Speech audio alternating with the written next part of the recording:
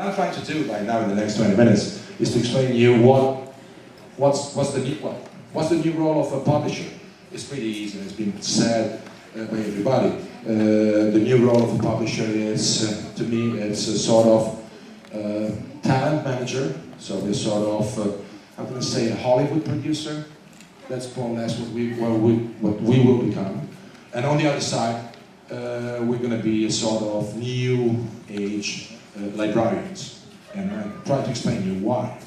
I'm convinced about that. So, from my point of view in my company, first of all, let me tell you a short story. I joined the company, I've been in Spain and North America for many years with Random House and Random House Mondadori, then I went back to Italy 1.5 years ago.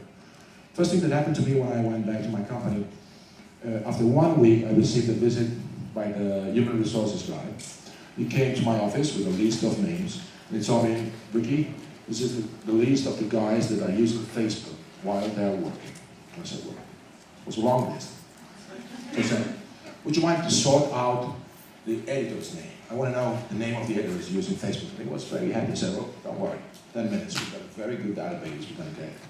So in 10 minutes, perhaps less, he came back with the names and he told me, those are the publishers, the editors that are using Facebook in the office.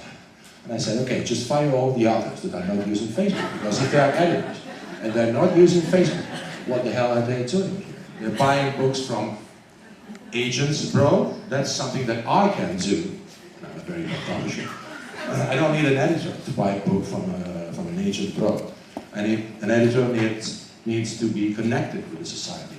He needs to know what's happening in the country where he's living. And this is something you can't do if you're not on a social network right now. So anybody in your company who's working on a book, is not using Facebook or tweeting or that kind of stuff, just fire him.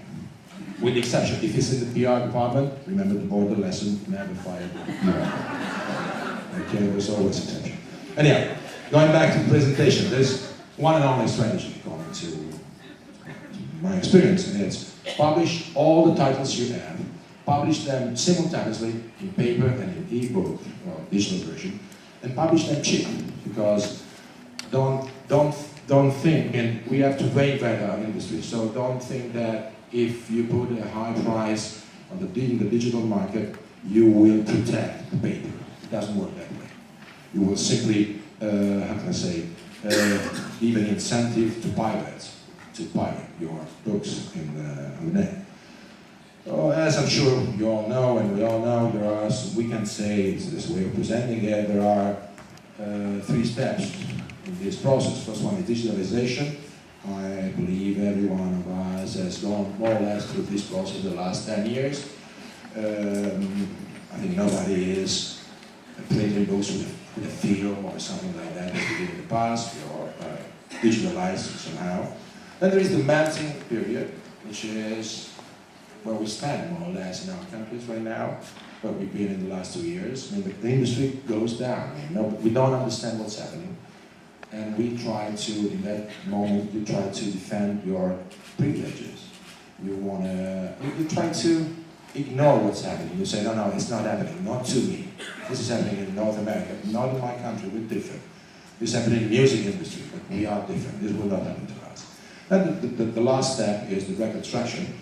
And this is exactly where more or less we're all staying right now.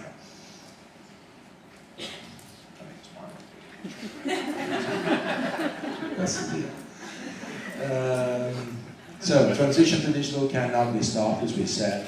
People, we all know, and we've been told in these days that will ask for more content, they will read in more places with increased frequency, and they will use more devices. The e-reader, the tablets, the phone, the smartphones, that kind of stuff. This is very good news, apparently it's a good business for us, but the problem is that the increased consumption does not automatically mean more revenues. And that's the point that really scares everybody here. I mean, at least the publishers.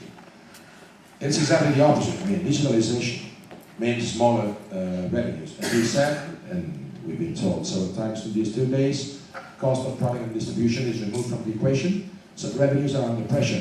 If we think about pricing, the way, I mean, I've been marketing director, but to be very candid, the way we price the books worldwide is on a kilo basis.